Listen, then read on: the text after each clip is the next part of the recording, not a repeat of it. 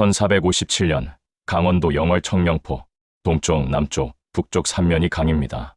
서쪽은 칼날처럼 깎아지른 절벽, 배 한 척 없이는 나갈 수 없고 들어올 수도 없는 이곳을 사람들은 육지 속의 섬이라 불렀습니다. 조선이 17살 소년을 가두기 위해 고른 장소였죠. 이 소년의 이름은 단종, 조선 제6대 왕입니다. 대부분의 사람들은 이렇게 알고 있습니다. 청령포는 완벽한 감옥이었고 단종은 그곳에서 한 발짝도 나가지 못한 채 죽음을 맞았다고. 그런데 정말 그랬을까요? 기록을 뒤져보면 한 가지 사실이 눈에 걸립니다. 단종은 청령포에서 나왔습니다. 그것도 유배된 지 불과 몇 달 만에. 물론 탈출은 아니었습니다. 그해 여름, 폭우가 쏟아지면서 서강이 범람했고 청령포 전체가 물에 잠길 위기에 처하자 조정은 단종을 영월 관하의 객사인 관풍원으로 옮겼습니다. 여기서 한 가지만 짚겠습니다. 홍수가 난 그 밤, 삼면을 둘러싼 강물이 넘쳤다는 건 역으로 말하면 강의 경계가 무너졌다는 뜻이기도 합니다. 감옥의 벽이 강이었는데 그 강이 스스로 벽을 허문 겁니다. 바로 그 혼란의 밤, 만약 누군가가 단종을 데리러 왔다면, 그래서 그 밤 단종이 정말 탈출했다면 이 나라는 어떻게 됐을까요? 본격적으로 들어가시기 전에 구독, 좋아요 한 번씩 눌러주시고 가겠습니다. 오늘 이야기는 역사가 될 뻔했던 이야기입니다.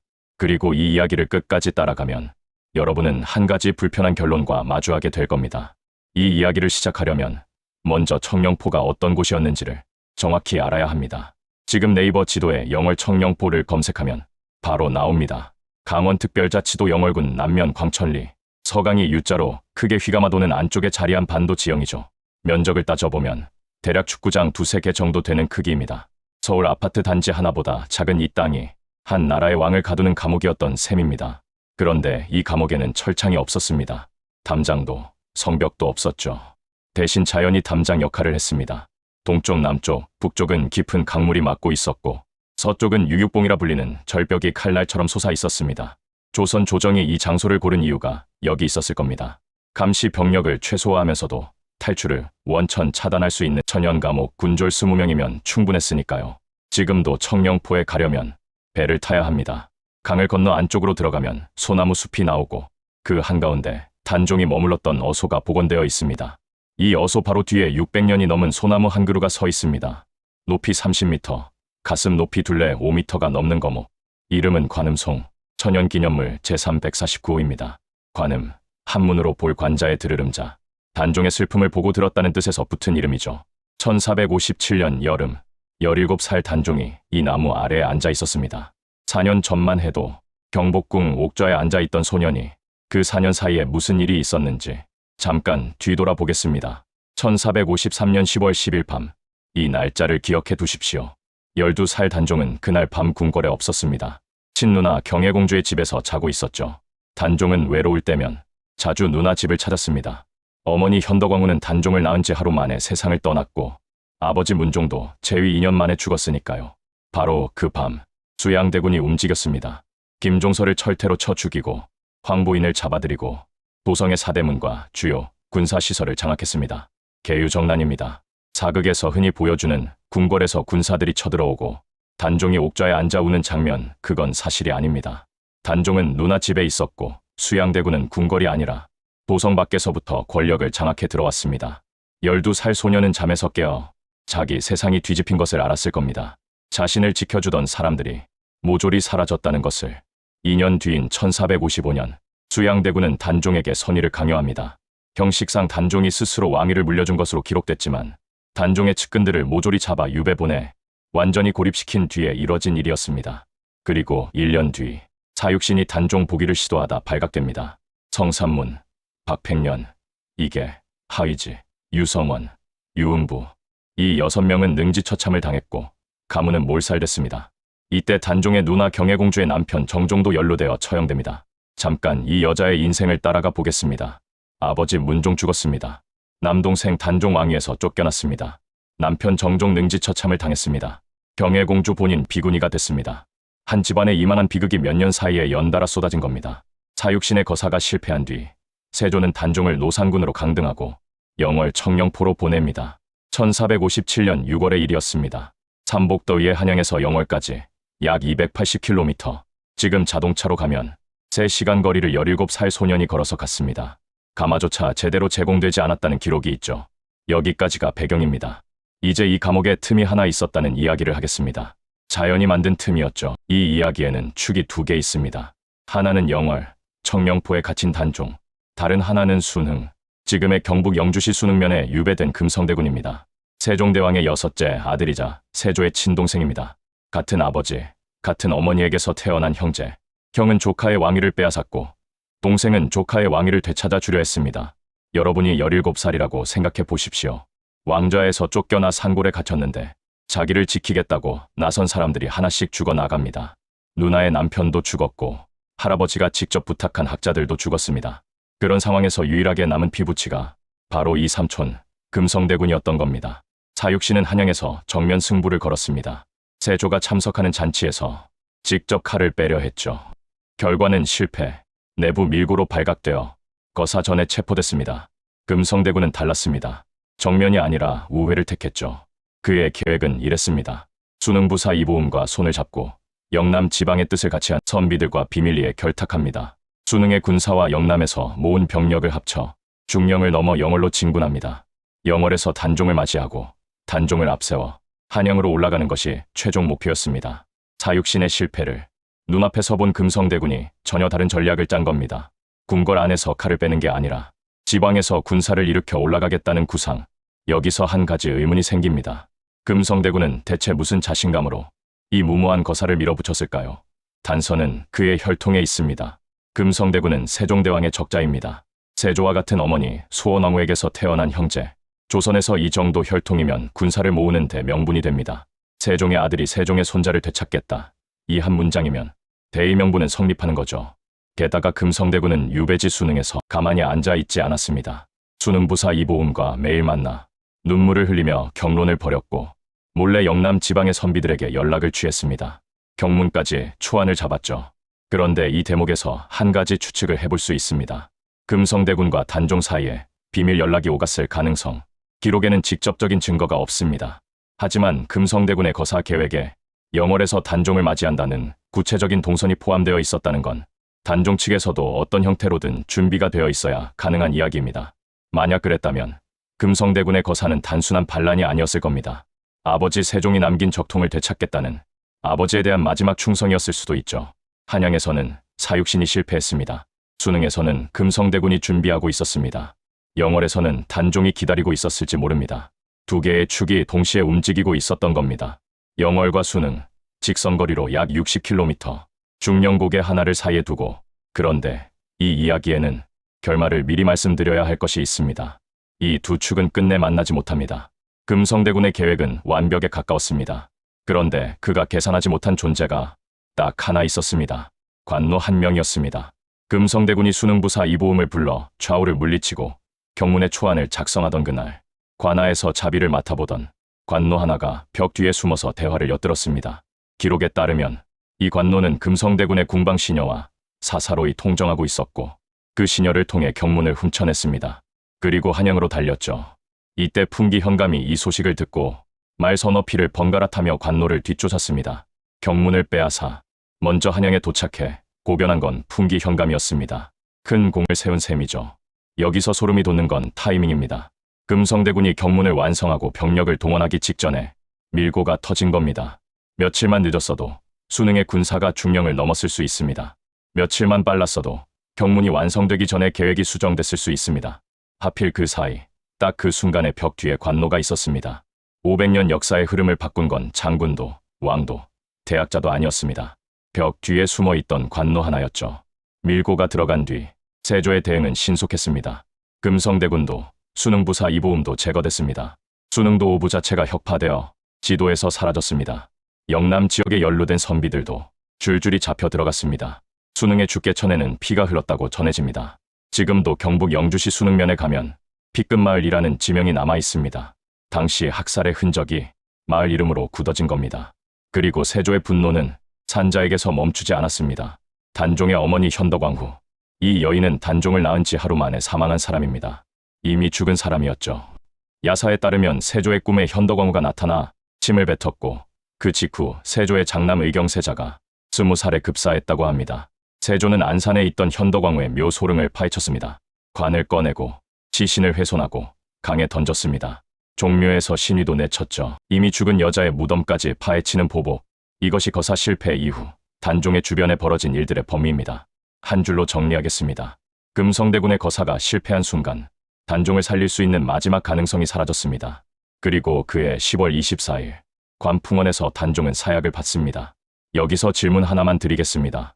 만약 그 관노가 벽 뒤에 없었다면, 만약 경문이 한양에 도착하지 않았다면, 만약 금성대군의 군사가 중령을 넘어 영월에 먼저 도착했다면, 그래서 홍수로 청령포의 벽이 무너진 그 밤 단종을 데리고 나갔다면 그 다음은요? 탈출에 성공했다고 가정해봅시다. 금성대군의 군사가 중령을 넘어 영월에 도착합니다. 홍수로 혼란한 틈을 타서 단종을 데리고 남쪽으로 빠집니다. 그런데 여기서 되물어야 할 게 있습니다. 탈출해서 어디로 갑니까? 영월에서 남쪽으로 내려가면 수능, 풍기, 영주, 북쪽으로 올라가면 강릉, 삼척, 서쪽으로 가면 원주를 거쳐 한양 방향, 어느 쪽으로 가든 산길이고 소규모 병력으로 이동해야 합니다. 세조가 소식을 듣는 순간 대규모 추격대가 출동할 테니까요. 사실 이런 상황이 역사에서 실제로 벌어진 적이 있습니다. 단종보다 약 60년 전 바다 건너 명나라에서 명나라 검문제, 이 사람의 이야기를 들으면 등줄기가 서늘해집니다. 검문제는 할아버지 주원장에게서 황위를 물려받은 정통 후계자였습니다. 그런데 숙부 주체 훗날의 영락제가 군사를 일으켜 수도 난징을 공격했죠. 난징이 함락되던 날 궁궐에 불이 났고 검문제는 사라졌습니다. 한 가지 전설이 수백 년간 떠돌았습니다. 검문제가 승려로 변장하여 비밀 통로로 탈출했다는 것. 만약 이게 사실이라면 검문제는 탈출에 성공한 겁니다. 단종이 하지 못한 일을 해낸 셈이죠. 그런데 결과는 어땠을까요? 검문제는 끝내 왕위를 되찾지 못했습니다. 영락제는 30년간 명나라를 통치했고 검문제의 흔적은 역사에서 지워졌습니다. 탈출은 가능했습니다. 하지만 복귀는 불가능했습니다. 이것이 단종의 가정 역사에도 그대로 적용될 가능성이 높습니다. 설령 금성대군이 단종을 데리고 나왔다 해도 그 앞에 놓인 건 왕좌가 아니라 전쟁터였을 겁니다. 세조는 계유정난으로 이미 군권을 완전히 장악한 상태였습니다. 오위도 총부, 의흥 3군부, 조선의 핵심 군사력이 모두 세조의 손에 있었죠. 금성대군이 수능에서 모을 수 있었던 병력은 기껏해야 수백 명 수준, 영남 선비들의 지원을 합쳐도 1000명을 넘기기 어려웠을 겁니다. 세조의 중앙군은 수만 명이었습니다. 군사력만 놓고 보면 주먹으로 탱크를 치는 것과 다를 바 없었죠. 탈출한 17살 소년 앞에는 왕좌가 아니라 전쟁터가 펼쳐져 있었을 겁니다. 그런데 여기서 한 가지 더 불편한 질문이 있습니다. 단종이 왕위를 되찾는 것이 정말 백성을 위한 일이었을까요? 이 질문은 불편하지만 한번 직면해 볼 필요가 있습니다. 세조는 왕위를 빼앗은 찬탈자였습니다. 그건 부정할 수 없는 사실이죠.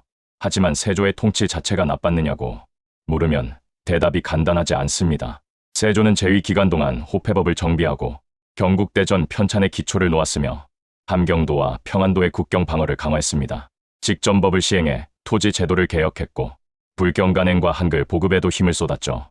공정하게 말하면 세조는 유능한 군주였습니다.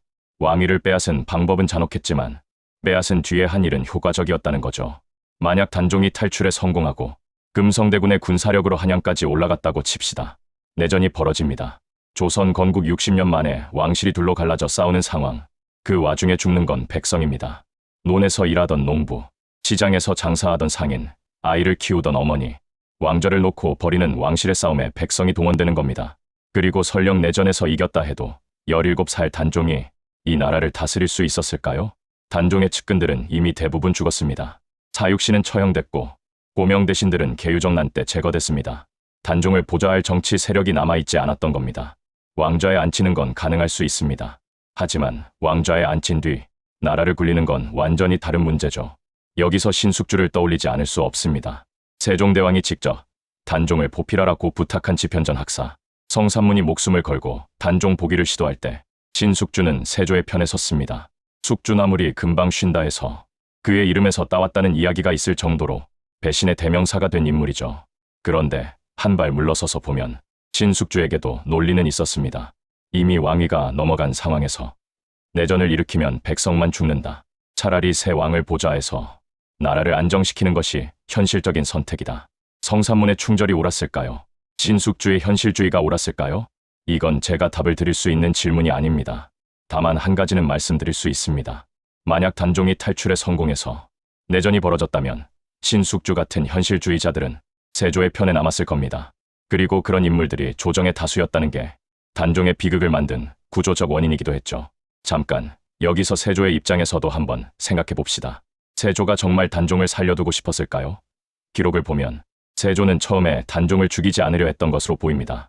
상황으로 물러나게 하고 그것으로 끝내려 했죠. 하지만 사육신의 복위 시도가 터지고 금성대군의 거사 계획이 발각되면서 상황이 바뀝니다. 단종이 살아있는 한 복위 시도는 계속된다. 이게 세조와 공신들이 내린 결론이었을 겁니다. 정치적으로 냉정하게 보면 단종의 존재 자체가 세조 정권의 불안 요소였습니다. 단종이 아무리 순하고 조용해도 단종이라는 이름 자체가 반란의 깃발이 될 수 있었으니까요. 이것이 권력의 논리입니다. 정당성이 약한 권력은 정당성을 가진 존재를 제거하는 것으로밖에 유지되지 않습니다. 그래서 이 이야기의 잔혹한 결론은 이겁니다. 탈출이 성공하든 실패하든 단종의 운명은 크게 달라지지 않았을 가능성이 높습니다. 탈출에 실패하면 사약을 받고 탈출에 성공하면 내전 끝에 죽거나 잡히거나 역사에서 진짜 잔혹한 건 실패 자체가 아닙니다. 실패한 뒤 남은 사람들에게 벌어진 일이 잔혹한 겁니다. 1457년 10월 24일 유시 오후 5시에서 7시 사이 가을 해가 영월의 산 너머로 넘어가는 시각이었습니다. 의금부 도사 왕방연이 사약을 받들고 영월에 도착했습니다. 그런데 관풍은 안으로 들어가지 못했죠. 실록에는 머뭇거리면서 감히 들어가지 못했다고 기록되어 있습니다. 나장이 시각이 늦어진다며 발을 동동 굴렀습니다. 왕방연은 마지못해 들어가 뜰 가운데 엎드렸죠. 이때 단종이 나왔습니다. 익선관과 골룡포를 갖추어 입고 폐위된 지 2년이 지난 17살 소년이 유배지 객사의 마루로 나와 왕의 복장을 하고 서 있었다는 겁니다. 왜 골룡포를 입었을까요? 이미 왕이 아닌데. 단종은 온 까닭을 물었고 왕방연은 대답하지 못했습니다. 그때 단종을 평소 모시던 통인 한 명이 나섰습니다. 제가 하겠습니다. 활줄에 노끈을 이어 단종의 목을 졸랐습니다. 연려실 기술에 따르면 그 통인은 직후 9 구멍에서 피를 쏟으며 즉사했다고 합니다. 단종을 따르던 시녀와 시종들이 동강에 몸을 던졌습니다. 떠오른 시체가 강을 가득 메웠고 뇌우가 크게 일어나 검은 안개가 공중에 가득 찼다고 기록은 전합니다. 왕방연은 돌아가는 길에 시조를 남겼습니다. 천만리 머나먼 길에 고운님 여의 없고 내 마음 둘데 없어 내가에 앉았으니 저 물도 내 안 같아야 울어 밤길 예놓다. 사약을 전하러 간 관리가 돌아오는 길에 울었습니다. 명령을 거부하지는 못했지만 명령에 복종한 자기 자신을 견딜 수 없었던 거죠. 이 시조는 세조 치하에서 공식적으로 기록될 수 없었습니다. 아이들이 노래로 부르며 구전됐고 훗날 광해군 때 병조참의 김진함이 영월에서 아이들의 노랫소리를 듣고 한시로 옮겨 기록했다고 전해집니다. 명령을 거부하지 못한 자의 고백이 아이들의 노래가 되어 160년을 살아남은 겁니다. 단종이 죽은 뒤 조정은 시신을 거두는 자는 삼족을 멸하겠다는 엄명을 내렸습니다. 영월의 관리도 백성도 아무도 움직이지 못했습니다. 이때 한 사람이 나섰습니다. 영월 호장 어뭉도. 호장은 지방행정의 실무를 총괄하는 향리의 우두머리입니다. 관직도 아니고 양반도 아닌 고을의 실무관리. 어뭉도는 관아거리를 오가며 통곡했습니다. 관을 준비했습니다. 일가 친척들이 달려와 말렸습니다. 어뭉도가 말했습니다. 옳은 일을 하다가 화를 입는 것은 내가 달게 받겠다. 한밤중에 단종의 시신을 거두어 영월군 북쪽 오리 동을지산의 동쪽을 향한 언덕에 장사 지냈습니다.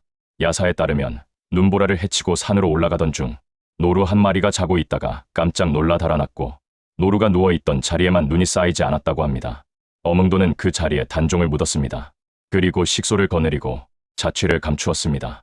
마을 사람들은 어뭉도가 숨은 곳을 알고 있었지만 아무도 관에 고하지 않았습니다. 어린아이들조차 그 무덤 근처에서 놀 때 그 자리를 향해 돌을 던지지 않았다고 합니다. 여기서 저는 해석을 붙이지 않겠습니다. 어뭉도가 시신을 거둔 것, 마을 사람들이 침묵한 것, 아이들이 돌을 던지지 않은 것, 이 사실들만 보겠습니다. 다만 한 사람만 더 이야기하겠습니다. 정수망우 송씨, 단종의 아내입니다. 단종이 영월로 끌려갈 때 정수망우는 따라가지 못했습니다. 단종이 노상군으로 강등되자 왕우도 신분이 떨어졌고 궁 밖으로 쫓겨났습니다. 동대문 밖 청룡사 근처에 초가를 짓고 궁녀들과 함께 살았습니다.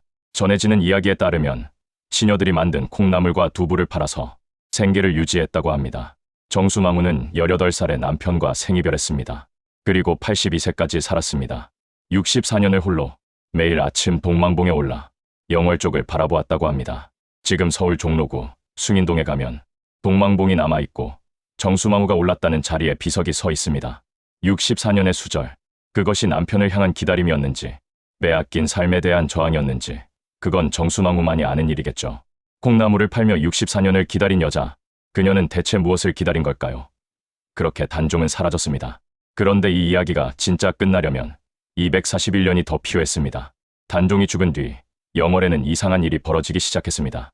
새로 부임하는 영월 부사들이 연이어 죽어 나간 겁니다. 야사의 과장이 아닙니다. 이 사건은 선조수정실록에 실제로 기록되어 있습니다. 부임한 지 얼마 되지 않아 의문사하는 일이 반복되자 영월 부사 자리는 아무도 가려 하지 않는 자리가 됐습니다. 일종의 좌천 혹은 벌이었죠.